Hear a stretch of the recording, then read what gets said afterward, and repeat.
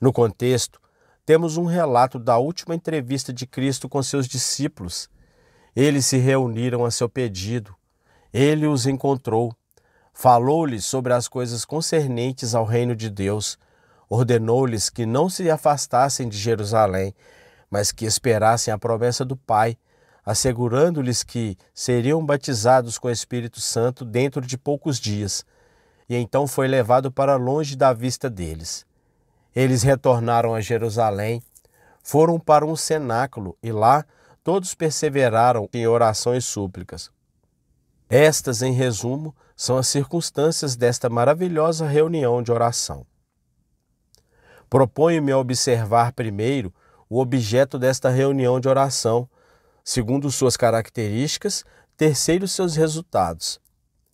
O objetivo especial desta reunião era orar pelo derramamento do Espírito sobre eles e sobre o mundo.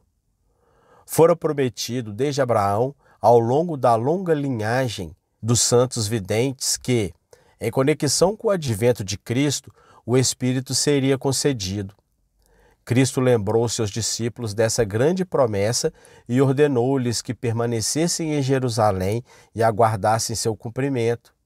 Ele lhes dera a grande comissão de ir por todo o mundo e pregar o Evangelho a toda criatura, mas queria que entendessem claramente que nada podiam fazer sem o seu Espírito e, portanto, deveriam, por todos os meios, esperar em Jerusalém até receberem a unção do Pai.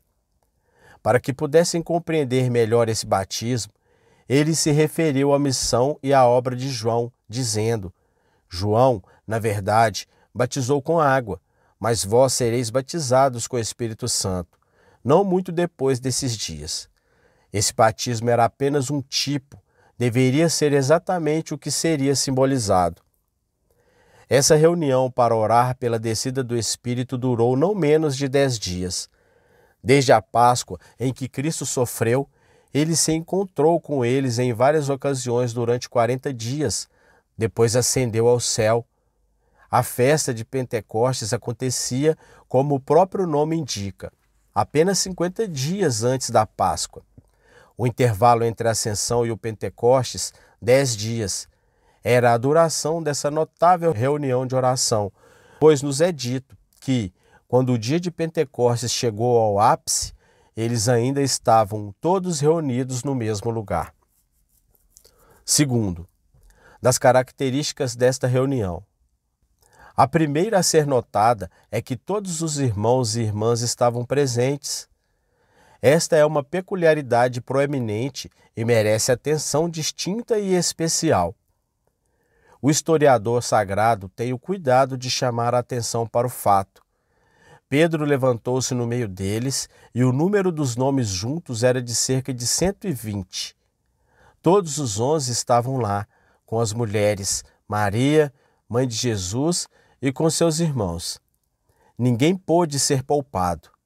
O que suponham vocês, Cristo teria pensado se apenas 2 ou 3 tivessem vindo e os demais estivessem muito indiferentes ou muito absortos em outros assuntos para estarem lá? Eles não permitiram que nenhum outro assunto os detivesse.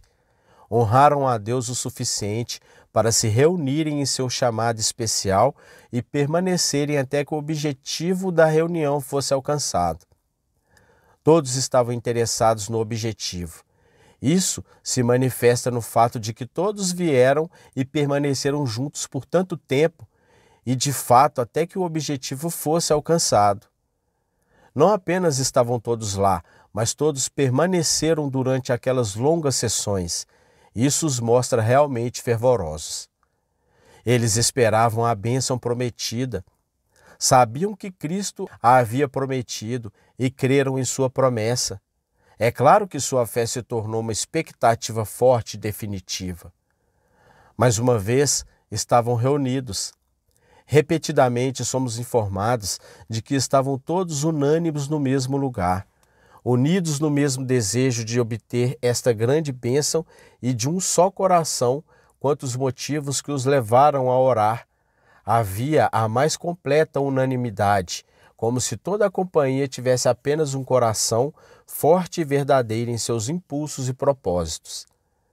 Estavam unidos em confiança fraterna. Não há indício de qualquer perda ou falta de confiança uns dos outros. Assim, podiam edificar-se mutuamente. Sua comunhão de alma era profunda e preciosa. Eles perseveraram. Todos estes perseveraram unânimes em orações e súplicas.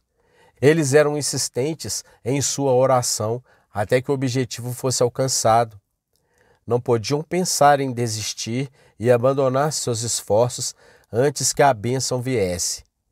Disseram como Jacó em suas lutas: não te deixarei ir, se não me abençoares. O que poderiam fazer sem o Espírito? Além disso, Cristo lhes havia dito claramente para não irem até que a bênção chegasse. Eu disse que os irmãos e irmãs estavam lá. Isso era contrário à doutrina e prática dos judeus da época, e de fato é assim até hoje.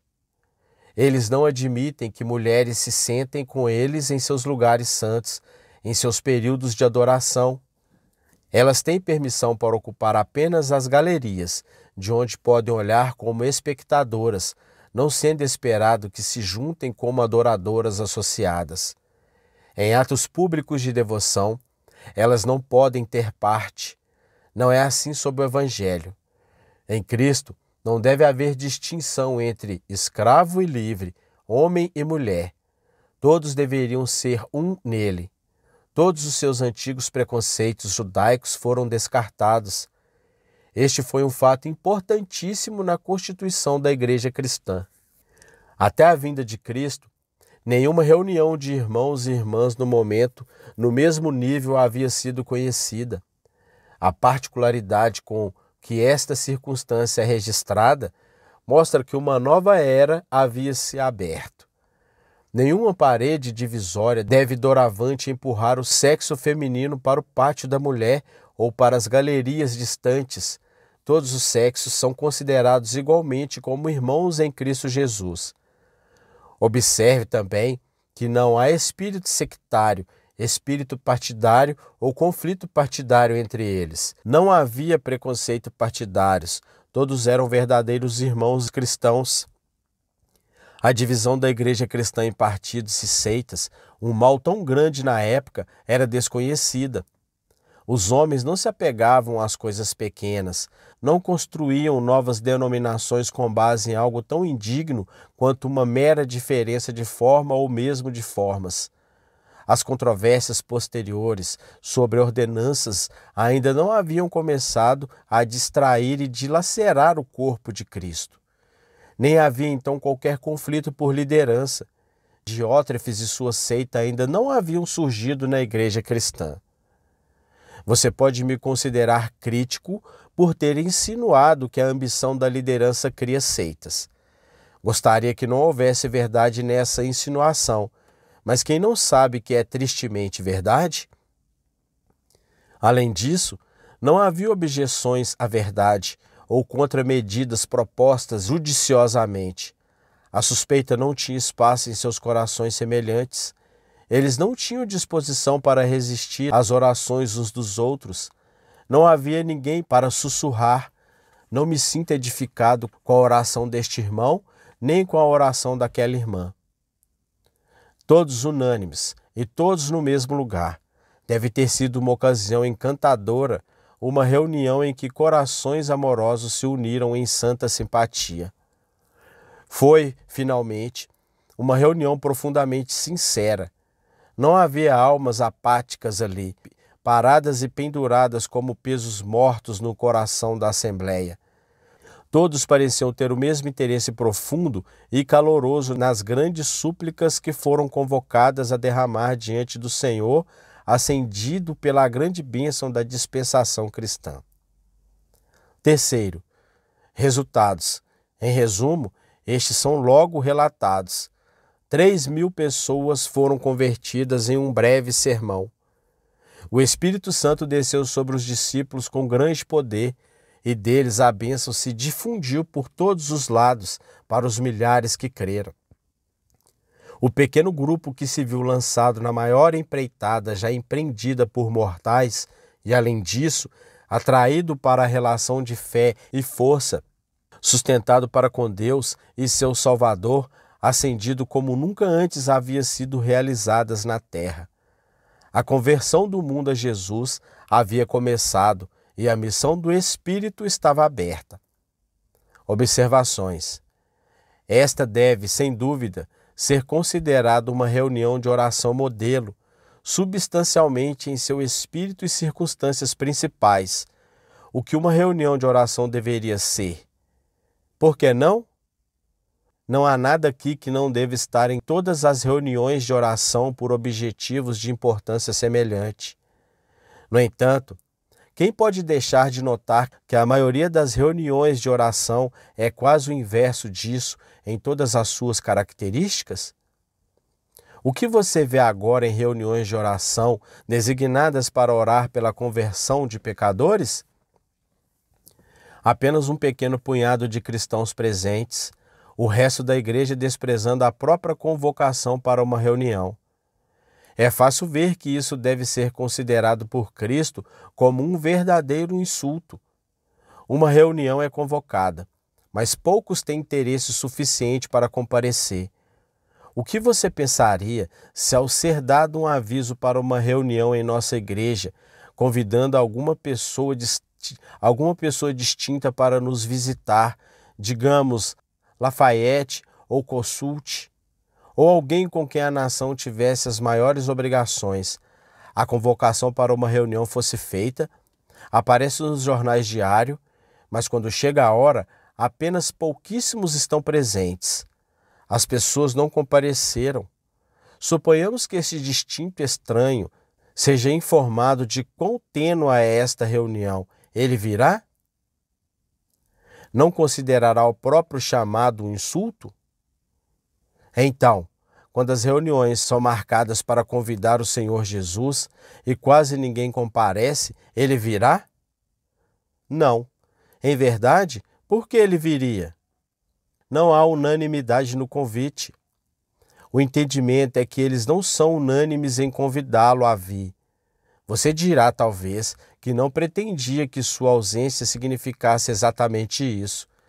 Você não quis dizer que não queria que o Salvador viesse. Você tinha seus motivos especiais para estar ausente. Você tinha uma desculpa, mas acha que tais desculpas seriam úteis no caso de qualquer personagem distinto? Suponha que a reunião tivesse sido convocada para convidar o general Washington, mas muito poucos compareceram. Ainda assim, eles enviam a ele suas desculpas para a ausência. Dizem que estavam todos muito ocupados.